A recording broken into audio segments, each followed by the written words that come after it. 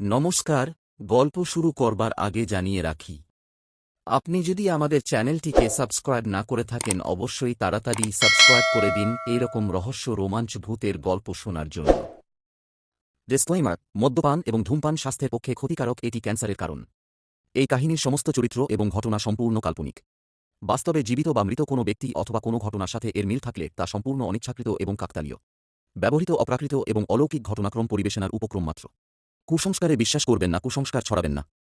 তাহলে চলুন গল্প শোনা যাক। আমাদের আজকের গল্প কান্নার রাত, the night of weeping. Subhrajit ছোটবেলা থেকেই ভূতের গল্প শুনতে ভালোবাসত।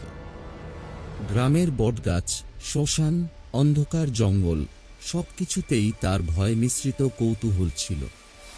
তবে এই ভয় ছিল আনন্দের, কোনো বাস্তব অভিজ্ঞতার নয়।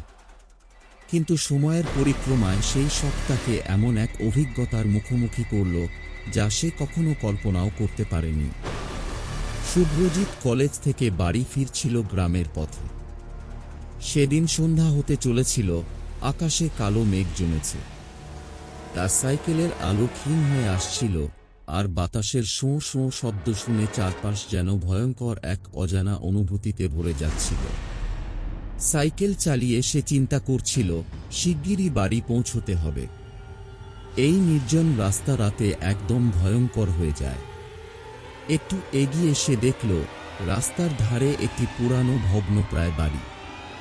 শুনেছিল এটি একসময় জমিদারদের ছিল, কিন্তু বহু বছর আগে জমিদার পরিবারটি এই বাড়ি ছেড়ে চলে যায়। তারপর থেকে এই বাড়িটিতে কেউ বসবাস করেনি।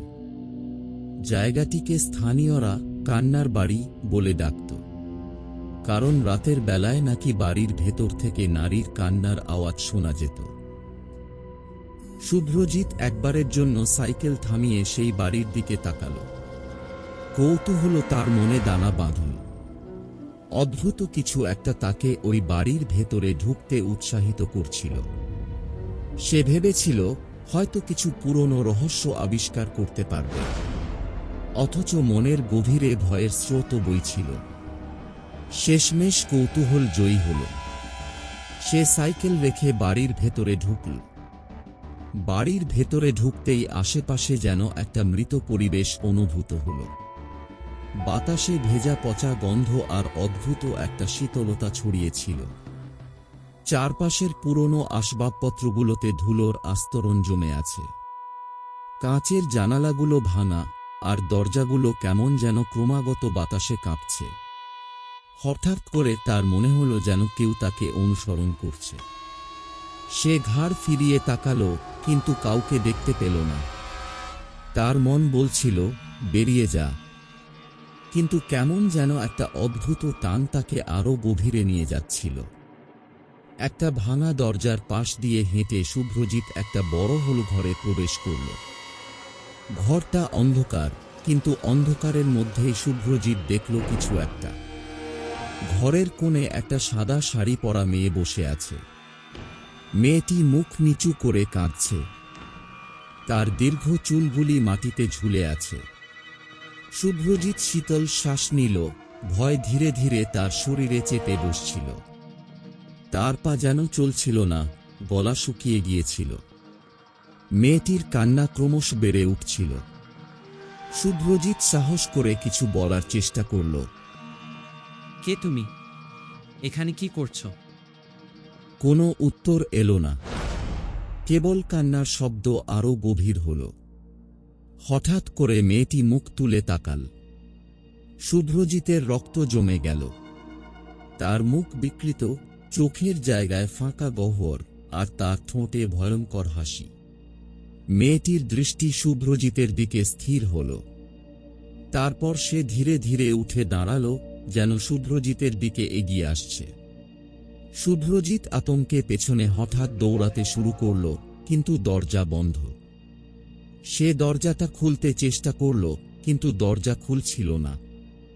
মেয়েটির ভয়ানক হেসে ওঠার শব্দ পুরো ঘর জুড়ে প্রতিধ্বনিত হচ্ছিল। শুভ্রজিৎ দরজা ভাঙার চেষ্টা করছিল, কিন্তু তখন মেয়েটি ঠিক তার পেছনে এসে দাঁড়াল। তার পেছন থেকে ঠান্ডা শ্বাস শুভ্রজিতের ঘাড়ে লাগছিল।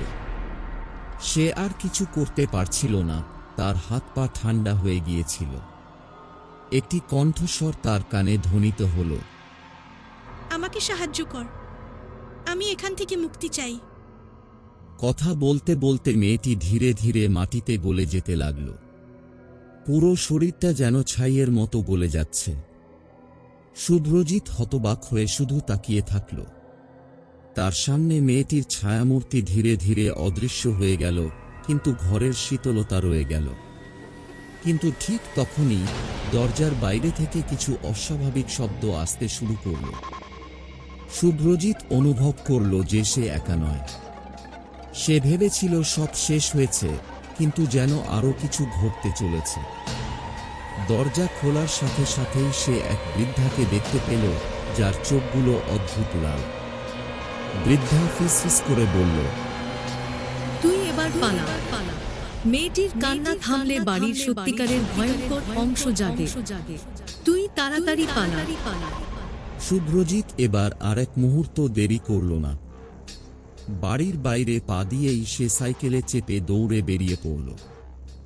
বাড়ি ফিরে সে দেখল তার শরীর এখনো কাঁপছে। গ্রামের বৃদ্ধ লোকটির কথা মনে পড়ল, ওই বাড়ি যেন অভিশপ্ত।